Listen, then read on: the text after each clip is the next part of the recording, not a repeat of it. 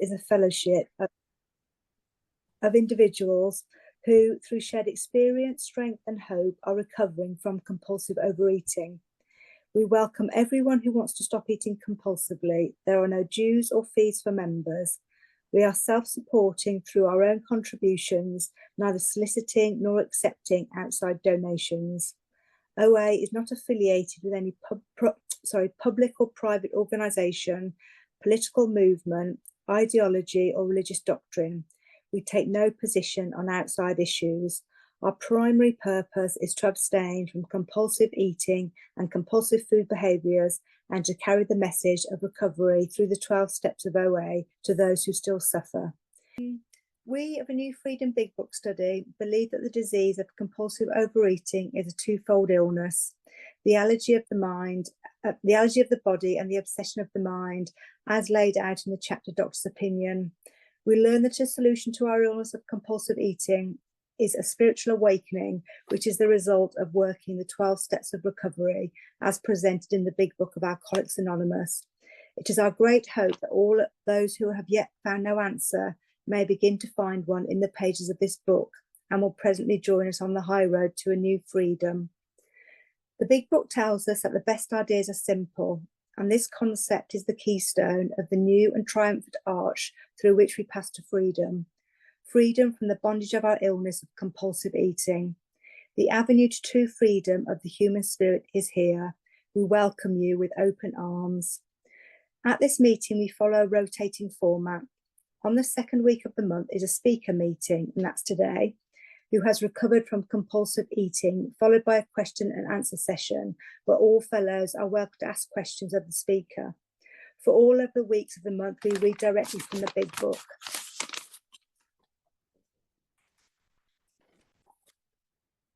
So a few housekeeping rules. In order to have a quiet meeting, please can everyone remember to keep their audio on mute throughout the meeting, and the chat function will be closed until reading and sharing time has ended. This is important so we can focus on the meeting. Please note that your video should be turned off if you're eating, out walking, or doing anything that could disrupt the meeting. The host reserves the right to switch off video or remove from the meeting anyone engaging in disruptive behaviours which could affect our meeting or fellows present. Should you notice anything that disturbs you in the meeting or that you feel uncomfortable about, please contact our host Alan privately via the chat function. A New Freedom Committee is committed to our continuous work on keeping our meeting a safe place for all of our fellows. So tonight is a speaker meeting, and Ian, if you're ready, I'd like to hand it over to you for half an hour or so. Thank you. Thank you, Gail. I'm Ian F., compulsive overeater, anorexic, bulimic. Grateful to be here. 30 minutes is a long time. I'm going to start out by thanking everyone who's doing service. You guys are badass, which is also my segue into saying I'm not great at censoring myself. I'm going to try. But yeah, to reiterate, I'm Ian. I'm a compulsive eater. I'm an anorexic. I'm a bulimic. I've been all those things all my life. I came into the program really young. I used to be really dodgy about, saying how young I was because I was afraid that people would like, oh, well, look at this kid. But the truth is that I've found when people share, the things that they feel make them different from others in the room, that we create an environment that increasingly promotes identifying in, because you see, doesn't matter what your difference is, we're here because we have this disease. So just how I was with the food. As a kid, I binged. I just binged. I never showed it. I was really active in school. I'm built really small, so and nobody, no normal people look at a 6-year-old kid sneaking ice cream sandwiches from the freezer and think anything other than that's a normal 6-year-old kid. That's what they do. They like sweets. Cool. But I had a really loving family, still do have a really loving family. I went to good schools. Um, both sides of my family really loving, really accepting. I was told constantly, we love you, we want you to succeed. I was given real love and support. And my entire childhood, I felt miserable. And I didn't know why, because there was no reason. There's no reason for me to feel that way. Um, but even in elementary school, I just felt lonely, just lonely. And I looked forward every day coming, getting off the bus and getting home because I knew there were sweets waiting for me. And as soon as those hit, I felt okay again. I didn't have the words for that at the time when I was a kid. But I had that feeling that I was lonely and that I was the only person who felt the way that I did. And I had trouble making friends. And by middle school, I decided that the reason that I felt this way was because I was fat. People would like me more if I wasn't so fat. I wasn't fat, even remotely. But I started counting my calories, and of course, you know how this goes. I didn't say, "Oh, I need 2,000 calories for my height and weight, and so I'm going to eat that." No, I said, "I need this many calories for my height and weight, so I'm going to eat half that." That's how I started. And from middle school through high school, from age 12 or 13 to 18 or 19, I woke up at 4 o'clock in the morning. I ran 3 or 4 miles, 100 push-ups, 100 squats, 100 sit-ups, and I ate a granola bar and a cup of coffee in a day. And I would do that as many days as I could. And then I would be hungry, first of all, actually hungry and missing these things that I wanted. Um, and I would inevitably binge. And that was the cycle of starve, purge via exercise, binge. Then I got to a point where the pandemic hit, um, where I couldn't starve anymore and I couldn't move anymore because of what I'd been doing to my body for years and years. And I was just binging. And I want to say I had medical support. I had a social worker when I want to say like 15. Um, I was I was 82 pounds at about my height. I was 5'4" at the time. I don't know how to translate that into non-American. Sorry. I was very skinny. I was so skinny that I remember wheeling my mom. She's in a wheelchair. I was wheeling my mom to the Holocaust Museum in Washington, D.C. And she'd been asking me, like, what is your goal? And as a kid, I found this picture of a family of Holocaust survivors who'd been starved in a concentration camp. And I said, that's what I want to look like. And I did. I did. I looked that way for a couple of months, about half a year. And I was put with a social worker, and she tried her best to analyze me and figure out what's wrong with this kid. She could not find any trauma that I was coping with, any, like I'd been bullied a little bit, but there's nothing really for me to deal with. And I tried to figure out what it was also. And I got so mad at her that I screamed at her and left. And so then I started binging. Um, and I was still living with my parents at the time, and we had this routine where my dad he loves Parmesan cheese. So he would go and he'd get Parmesan cheese, and I wanted it. And I would eat all of his. So he'd be like, okay, I'll get you some. So he'd get one that was like about this big, and I would eat the whole thing, and then I would eat his. And so he would get three of them so that I could have two, and he could have one, and I would eat all of them. And he would say, how many do I need you to get? Because I want you to have what you want. How many do you need me to get? I said, I'm going to eat whatever you have in the house. I was like 15 at the time. So like a year after I'd been starving, this was where I was at. And I was increasingly lonely. And I think that to me is the hallmark of this disease. It's not being 400, 500, 600 pounds. It's not being 82 pounds. It's not losing limbs. It's not, you know, losing hair. Um, all of these things happen. This is a deadly disease. I fell down a flight of stairs because my heart gave out because it didn't get enough nutrients.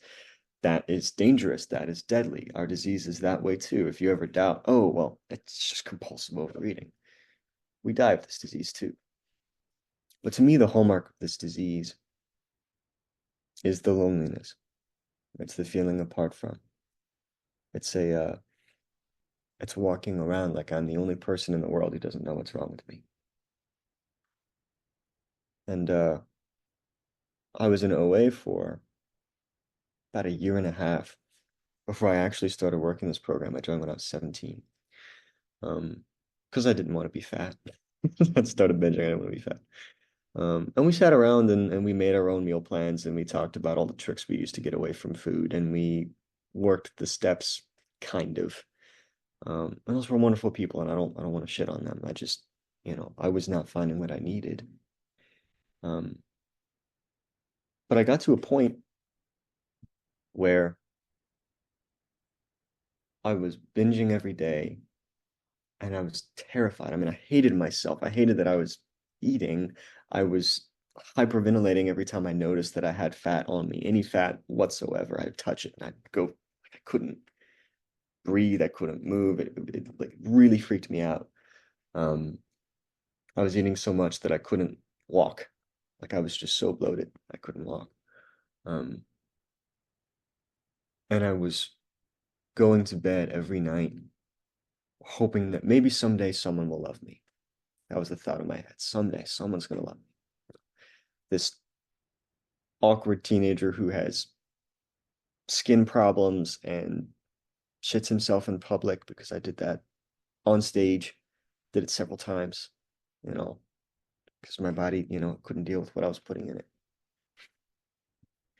But all this to say, the pandemic was a blessing because I had nothing to do but binge and binge and binge and binge. And long story short, I ended up getting on an anorexic bulimic meeting. I found someone on that meeting who was just as awkward as me, so I felt like I could call her, and she happened to be recovered. And she said, try this person. You'll like this person. Didn't even say this person's going to sponsor you, they're going to help you. No, she was like, you'll like this person. I said, okay.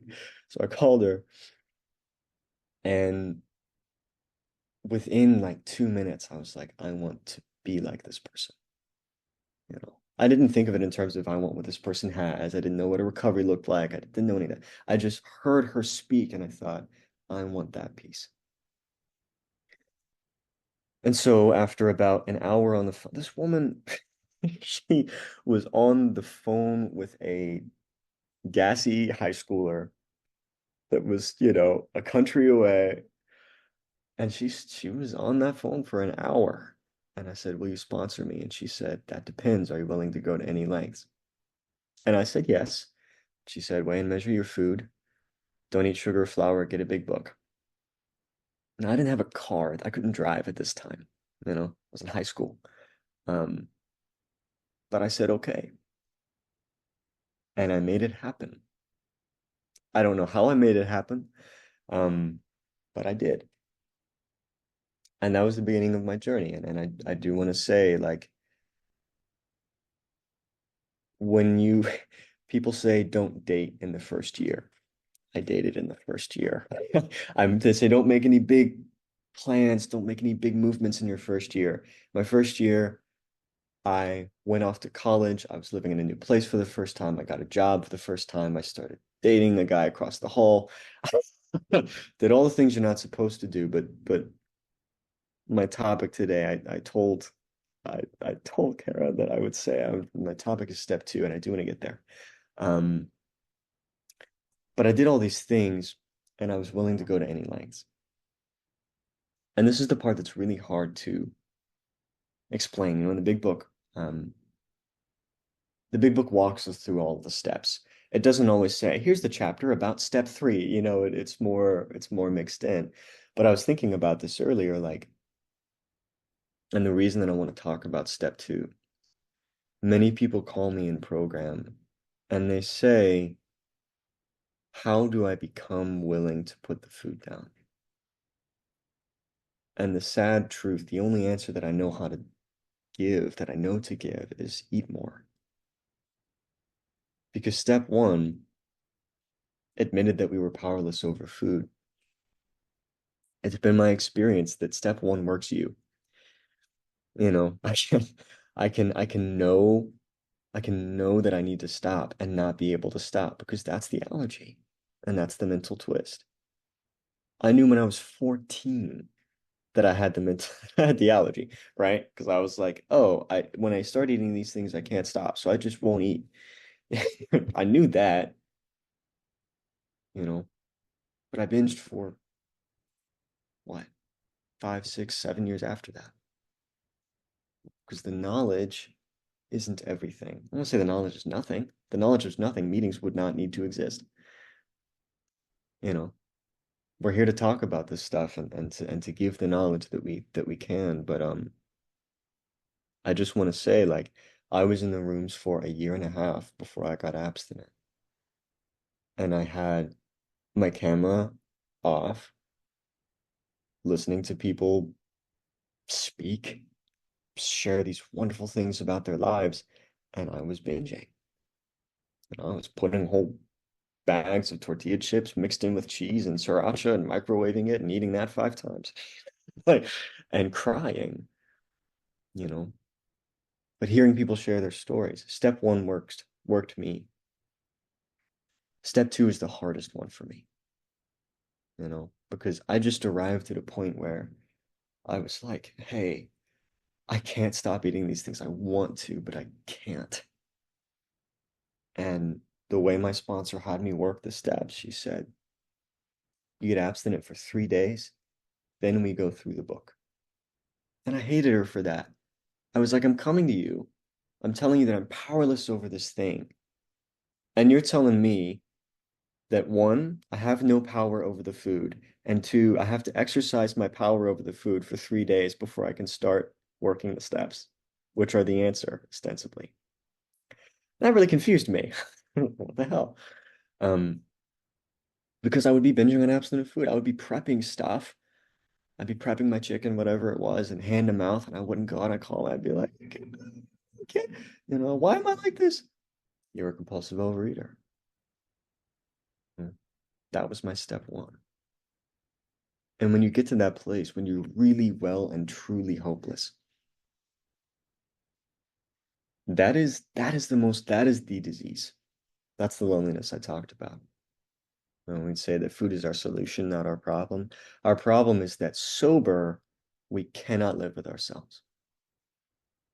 That's my problem. That's my default state. It's like this entropy where I'm incredibly lonely, I'm apart from everybody else, and I can't function.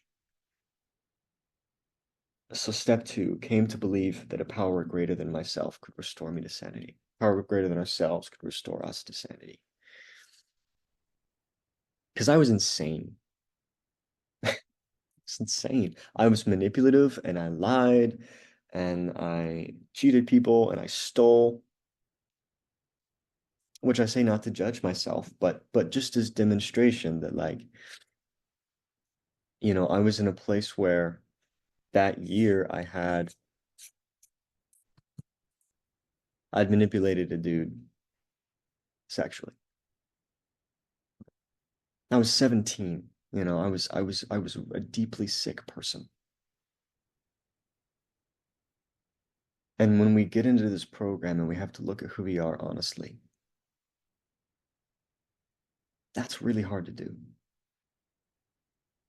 We want to talk about character defects and the step four and the becoming a new human being. We come into this program incredibly insane and incredibly flawed and having done real harm, you know? And I'm just saying, it's not about being a bad person. I'm a really sick person. So to believe that something can restore me to a place where I'm a sane, healthy, useful, good human that is worth being on this earth, I still struggle with that today. The good news is, step two is the first choice that we make, right? Step one, we get here because we're desperate. Step two, I get to 15 make. minutes left, Ian. Thank you. Thank you. But step two is a choice. I come to believe that a power greater than myself could restore me to sanity. I did not feel like I was worth that And I also didn't feel like that was possible because you're stuck in the mental twist. This disease is insidious. And think about it. I have a disease that one is not scientifically like provable, so I can't go to a doctor and say, "Give me a pill," you know? And it lives in here. It lives in here, which means I can't escape it. It means that I wake up every day with the disease in here, you know? And we can nullify it, we can neutralize it, but it will be here. That's a really grand thing to admit in step one.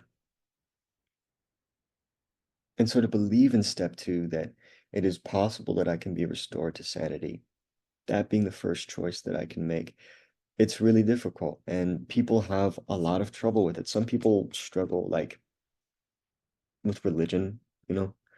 Um, oh, I have this idea in my head that I was raised in a church that was maybe abusive, or um, how can all of these wars have happened?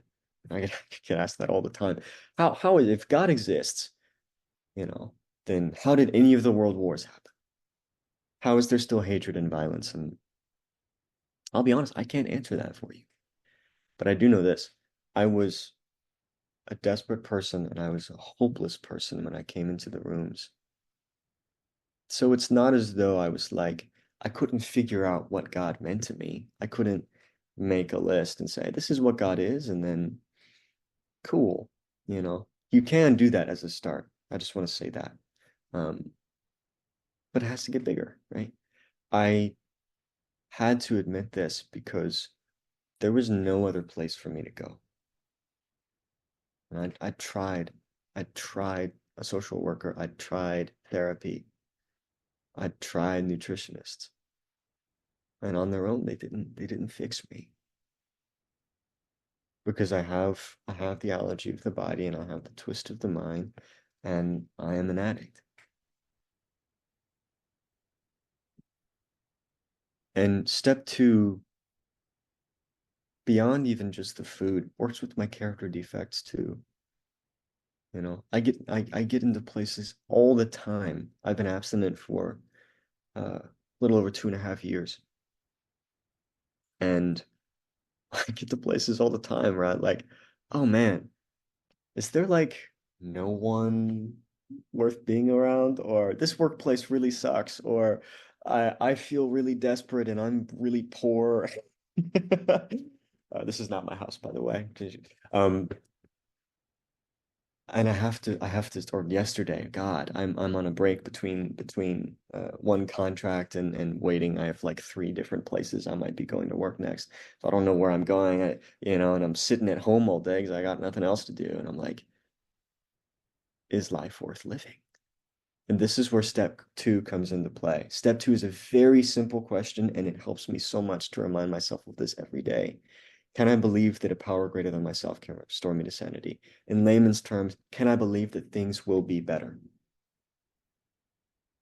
Can I believe that I can be better? And what's great about step two doesn't even say that it will be, but that it can be. That's all we got to do. That's what breaks the cycle of this disease, which is otherwise very circular. You know, it's the possibility that things can be different. And that finding that connection looks very different to everybody. I mean, everybody. Um, for me, I mean, this always feels like a really trite example, but it was what I needed to do in the mornings when I was first working the steps. I could not meditate. I could not pray, usually even, you know, except to say, "Hey God, I feel like crap right now." But I knew how to play piano. And so I would sit there and I would play for 15 minutes. And that was the only time in my day where I could purposefully not think. And I just felt okay being, you know. And that's not going to be the same thing for everyone. I'm not telling everybody to go buy a piano, you know, but it's to notice where are the places in my life where I actually feel okay. We don't have to say spiritually fit. We don't have to say um sound of mind. You could just say, do I feel okay? And if the answer is no, you get to ask, okay, what do I do now? Not why. Why is not a spiritual question. That is one of the first lessons I learned is that it doesn't mean that I will never know why, but that it's not usually helpful to go down there. Um, but to ask, what can I do? And of course, that's the springboard for the rest of the steps, right? Once I believe that something can be different, well, now I start moving in that direction. I love to tell my sponsees, fear is conditional faith. Fear is me saying, I'm going to be okay unless, you know, and I'll be real, like life is hard and life is scary and life is uncertain, you know. I have an apartment currently. Um, I have it for another year. I don't have a job right now. I'm waiting on three places to get back to me, you know, about whether they whether they might want me. You know? Um, and going, with faith, the honest truth of it is, I don't know that what I'm doing is going to work. And I think about this with the food all the time. I didn't know that working the steps was going to remove my compulsion to eat. Had no idea. I mean, I saw other people say that that was true for them, but I can't be inside their brains. I don't know. But what other recourse did I have? So, okay, I'll do it. It's going to be really uncomfortable. It's going to be really weird. I have to call three people that I don't know every day. I'm an introvert, or so I thought. That's terrifying. I don't want to do that. But what else? What other choice do I have? And then you do it. And also sometimes it sucks. I don't want to be like everything that your sponsor asks you to do will be great and you will never feel bad ever again. I have had so many calls in OA. Many of them have been wonderful hour-long conversations where I felt completely understood, and then other ones have been really judgmental and weird, and I ended them as quickly as possible because we are all human beings. But even through all of that, I trusted that even though I didn't know the work that I was doing was going to matter, that it would do what I was told it would do. And it did. Did it happen on my time? I don't know. I don't advise waking up every morning when you're working steps for the first time and going, all right, is my compulsion to eat removed now? You don't know, right? Some people say it happens at step 9. Okay. Maybe it does, maybe for some people, but if it doesn't happen at step 9, but it might happen at step 10, are you going to tell somebody that they're doing everything wrong? Even the big book says, it will happen for people sometimes quickly, sometimes slowly. You know, there's this really interesting difference that was pointed out to me. It's not a 12-step thing, but it feels very much, it has informed my 12-step work a lot. The difference between faith and belief. Faith being, I'm trusting that something will work even though I don't know that it will work. And belief being, I am certain that something will work. I am certain that something is true.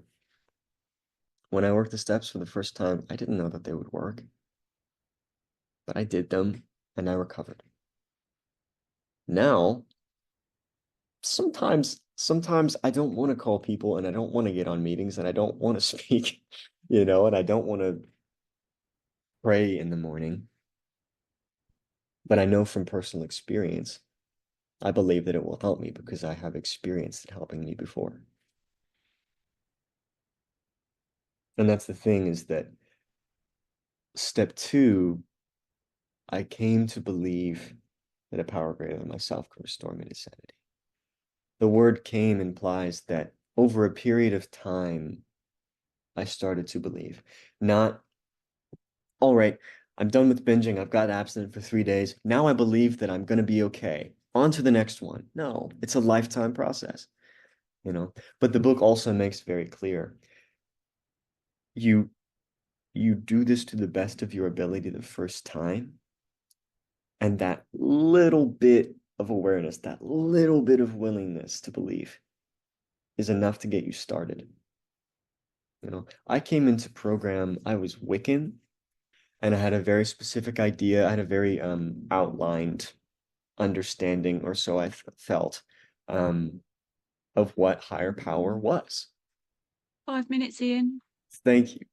And my sponsor, my first sponsor, God bless her, she she never she never questioned it. And I'm also not shitting on Wicca.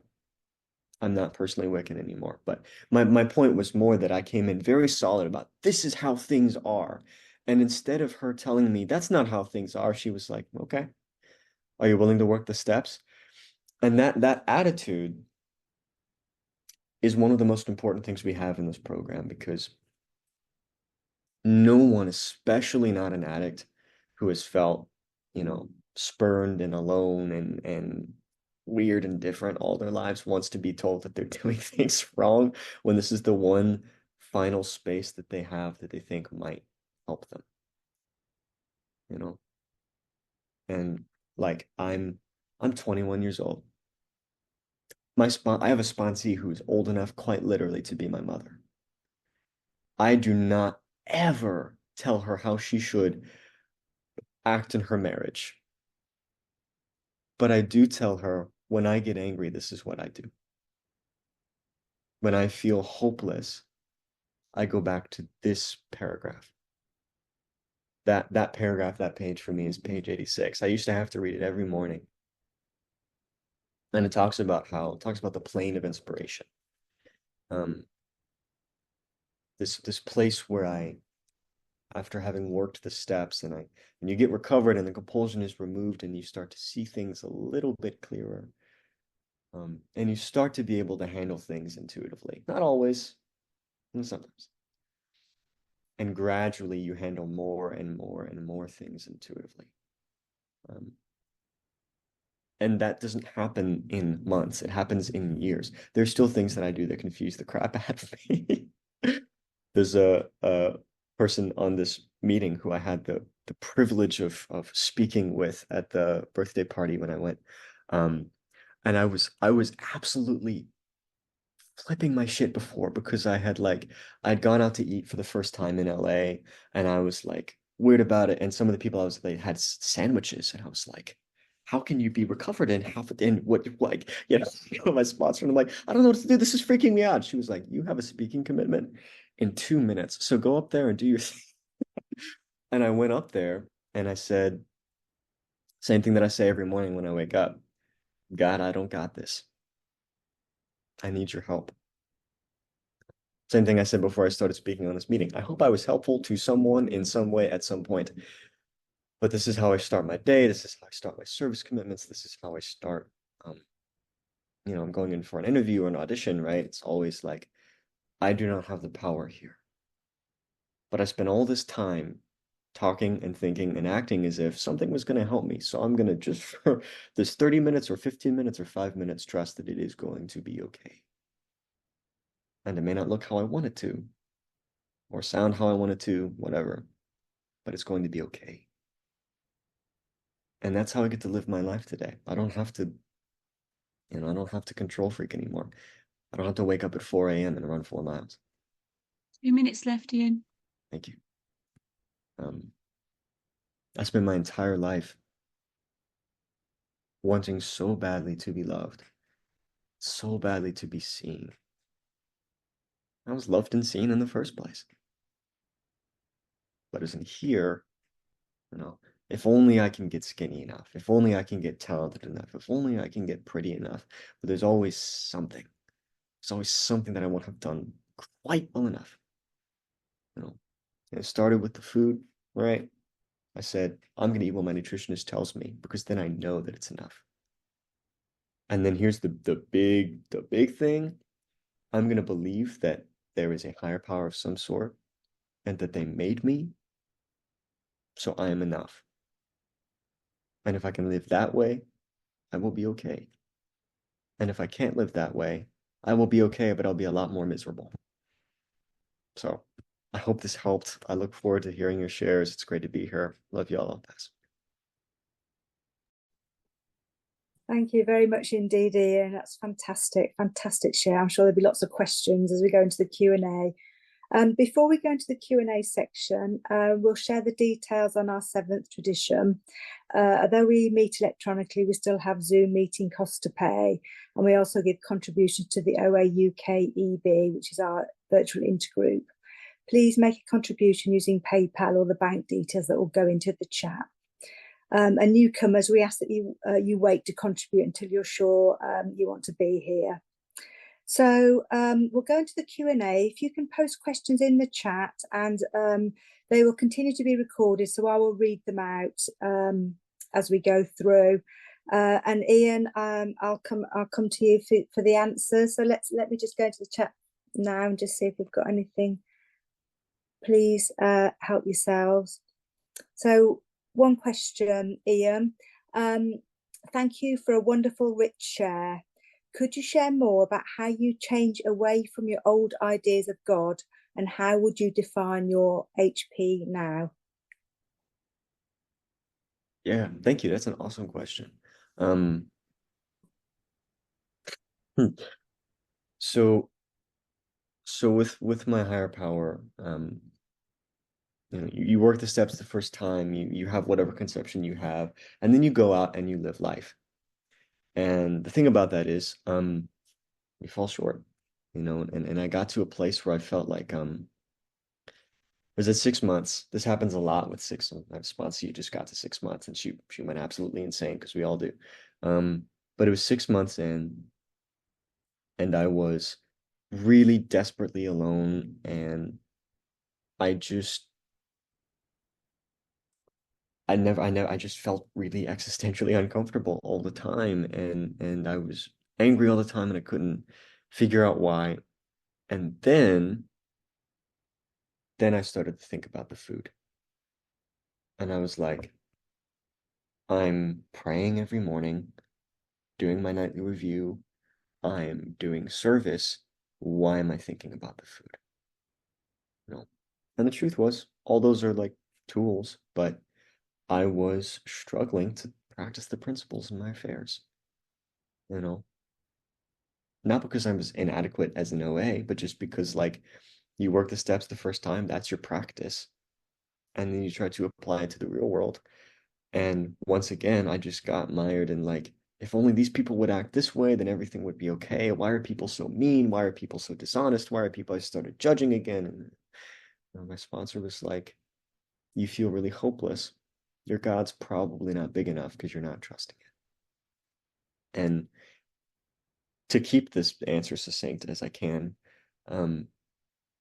if I can understand and define my higher power is not big enough to take care of me. That's been my experience, because, like, I have a disease that centers in my brain. If my brain can comprehend the thing, it's not bigger than me. And the qualification of the step is that it's greater than myself. So I had to like actually not think. I would read We Agnostics. It says God is everything or God is nothing. I had to let go of trying to define God at all and focus on trusting. That's my answer. Thanks, Ian. Let's have a look. What would you say to someone who is new to program and LGBT, struggling to connect to a higher power due to their old beliefs of a judgmental God?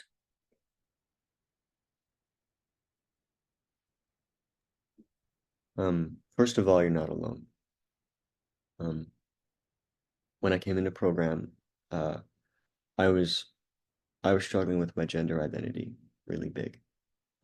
I still do. I mean, it's still something that weighs on me. I didn't know whether I was a man or a woman. I was kind of presenting as both. Didn't know what felt right. And yeah, every time I walked in a church, I would feel like attacked. And then when people said God on meetings, it was like, no. But I do want to say we get to decide that this higher power cares for us. right? So, and this is the thing that I want to say is that it's not easy. It's not like you decide, well, God loves me too, even though I'm gay, or and so you have to you come to believe that. Um, but these rooms are I've never had anyone in the rooms tell me that I didn't belong here because I was queer. Um, and on the personal level of working the steps, it really is just a consistent effort day after day of asking a higher power, will you accept me? That's all that it is. And trusting that higher power will. That's that thing about faith again. You don't know that it will until you live it. It takes time. But if you want to talk about it more, you have my number and I can give you some numbers. Thank you, Ian. That's wonderful. Lovely to hear and see you, Ian, and thank you for your fabulous share. Could you share a little more on how your quiet time evolved, how you moved towards prayer and meditation from when you started the piano playing? Yeah. So I find it helpful to have a routine. Doesn't even matter what your routine is, just have one. And the reason for that is that you can wake up and I always wake up feeling like existentially dreadful, like the world is on fire, and then I have a cup of coffee and sit down and meditate for 2 seconds and I feel okay again. Um, but so when I started, I just did what my sponsor told me to, which was read this daily reader and write down something that you like in it. I said, okay. So I did that. And that was the prerequisite. And I usually found that if I had a daily reader to read um or a two-way prayer, which is for me that looks like you write out a question to God, you sit until you have an answer, and then you write out the answer.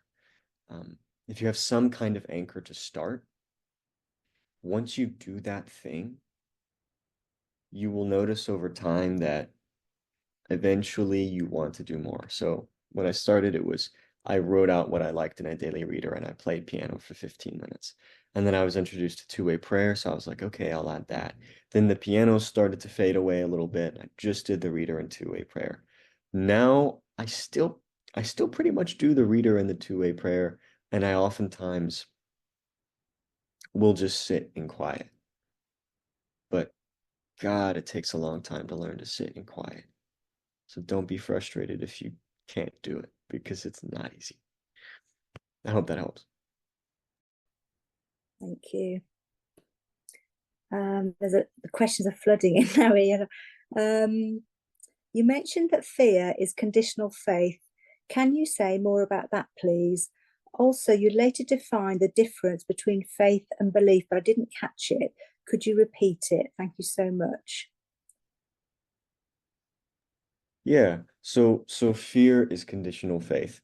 Um, that's not an OA slogan. That's just something that I thought it one day and I was like, nice.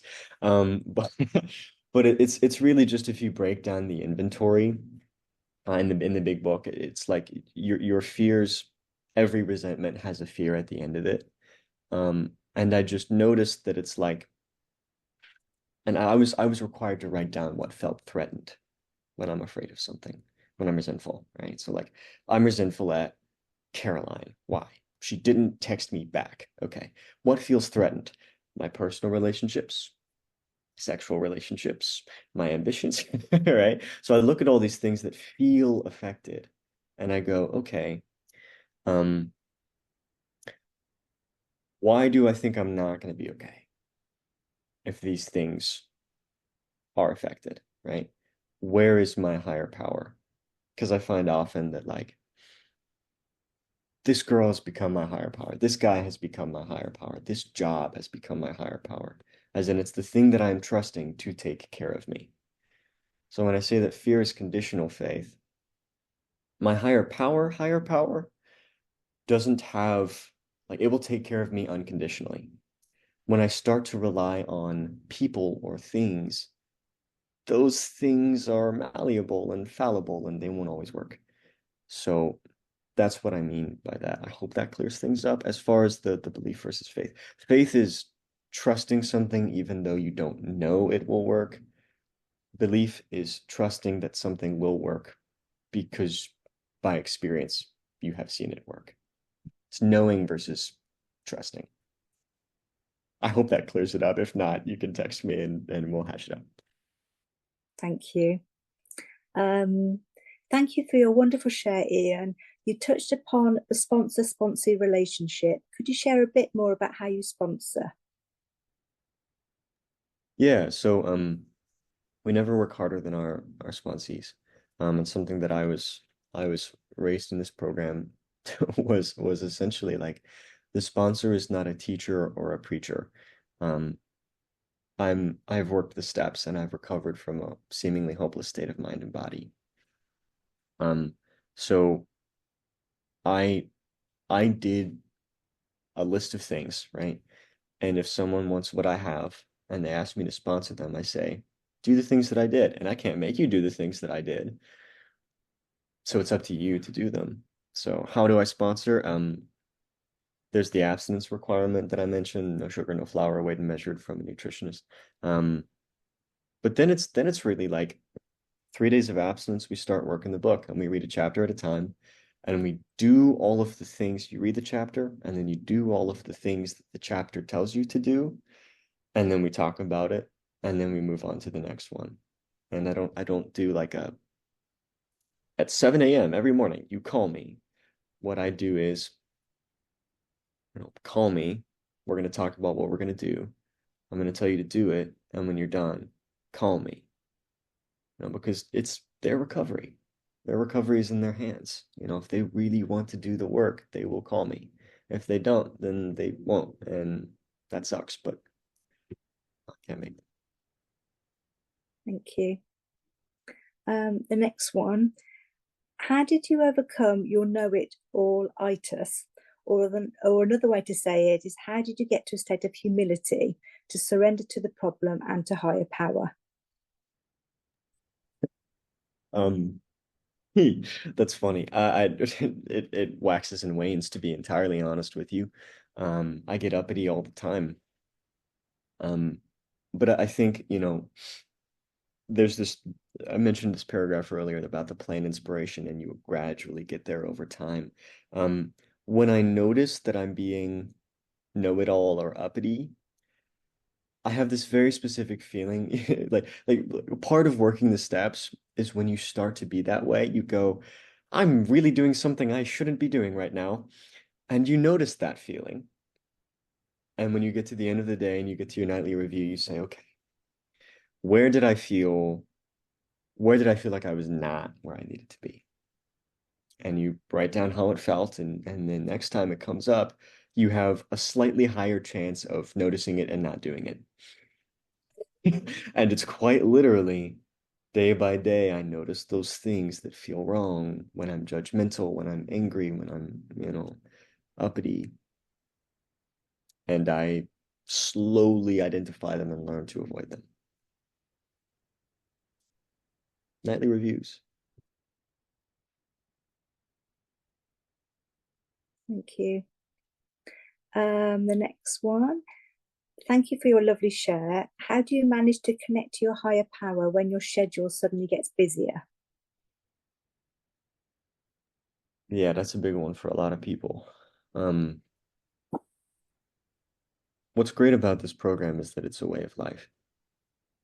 And I used to be terrified if I didn't get a call in a day, or I didn't get a meeting in a couple of days. And,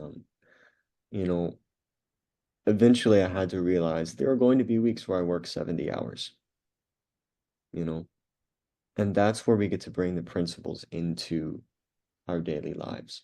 Because it's not like when I leave this meeting, my program stuff is over for the day, because it's a way of life, I still have to be honest. I still have to watch for when I'm being, for when I'm in the wrong, make amends when I am.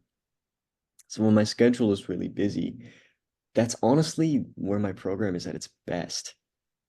Because when my schedule is busy, I don't have time to think and be up here.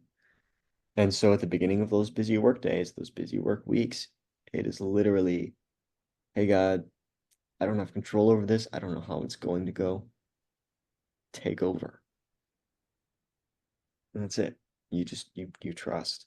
Same way as when you work the steps the first time, only now it's in high gear. It's the same deal. Thank you. Thank you so much for your powerful and open-hearted share. What was most helpful to you in hearing a 12-step message as someone who restricts, given that there are a variety of ways the disease manifests itself, e.g. binging, anorexia, and bulimia? Yeah, so, the first thing is like I relate to everybody when they share about the disease. And also every time that I hear, especially a restricting man, but any restrictor share, I cry. I just cry because there's something about the description of like I walk into a public bathroom and I lift my shirt up to see how flat my stomach is. We all have our own drunkalog, our own foodalog, whatever it is. Um, and what's powerful about it is just that you know that you're not the only one, you know? And that's why they say go to a whole bunch of different meetings, is because you won't always find someone who's like exactly like you when you go to your first one or your second one or your third one. And so it's really powerful to see yourself in someone else.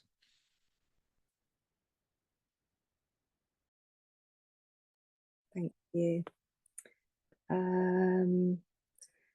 When you joined OA as a young person, did you find you immediately felt you belonged, or did it take a bit of work? Considering that traditionally the fellows are much older, what advice would you give a young person coming into the rooms? Yes, that's an excellent question. I did not feel like I belonged until um probably like a year ago. Um, but as far as advice goes, there is a young person's intergroup. There's a meeting on Monday in particular that I dearly love. But honestly, I have two bits of advice. The first one is focus on your recovery, you know. We're here to identify in, and so like I have a lot of friends, we're like some of my college friends might think it was really weird that I have 50 plus names of 40-year-old women in my phone. But honestly, those are my friends because we have the same disease, right?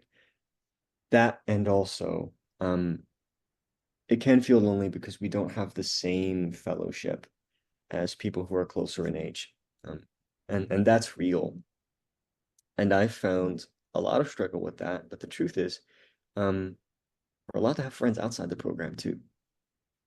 And that's like a harsh answer, but like genuinely, I have my OA friends and I have my college friends. And I relate to them on different things. There's very few people in this world who we are like, um, on the Venn diagram, we're the same circle, right? And so I have to find these are the people that I talk to because I relate to them because we're the same age. These are the people that I talk to because we're both bulimics. This person I talk to because she likes Dungeons and Dragons, like it's whatever. You're allowed to have friends outside the program and you don't have to feel bad about it. And you can also relate to people who are not your age. I know that's not like it's going to be perfect answer, but that's my experience. That's great, Ian. Thank you very much. That brings us to the end of the Q&A. So thank you, Ian, for your service, your time and your energy. We'll now open the chat to share our numbers for outreach. For those who would like to, please share your name and numbers, and please could all available abstinent sponsors indicate if you're available to sponsor. For any newcomers, we have a newcomer hub where newcomer greeters, myself and Brona, will be very happy to have a more informal chat and answer any questions. So please just stay behind at the end of the meeting and raise your hand electronically and we'll invite you to a breakout room. This group also has a WhatsApp group for fellowship and inspiration, and the details will be posted in the chat box for that. We'll close the meeting in the same way we always close a New Freedom Big Book study by reading the 12 Promises of Recovery as laid out in the Big Book of Alcoholics Anonymous, which is at the bottom of page 83, starting with the paragraph, if we are painstaking, and ending with, if we work for them. Ian will share the promises on the screen. Could I ask you to read them if you'd be willing, please? Absolutely. Thank you. Cool. Right. If we are painstaking about this phase of our development, we will be amazed before we are halfway through. We are going to know a new freedom and a new happiness. We will not regret the past nor wish to shut the door on it. We will comprehend the word serenity and we will know peace. No matter how far down the scale we have gone, we will see how our experience can benefit others. That feeling of uselessness and self-pity will disappear. We will lose interest in selfish things and gain interest in our fellows. Self-seeking will slip away. Our whole attitude and outlook upon life will change. Fear of people and of economic insecurity will leave us. We will intuitively know how to handle situations which used to baffle us. We will suddenly realize that God is doing for us what we could not do for ourselves. Are these extravagant promises? We think not. They are being fulfilled among us, sometimes quickly, sometimes slowly. They will always materialize if we work for them. Thanks. Thank you. Thank you for joining us today. Our meetings recur on a weekly basis, and our next meeting is scheduled for next Wednesday at the same time. Until then, may your higher power bless you and keep you. And we'd like to end the meeting with the Serenity Prayer.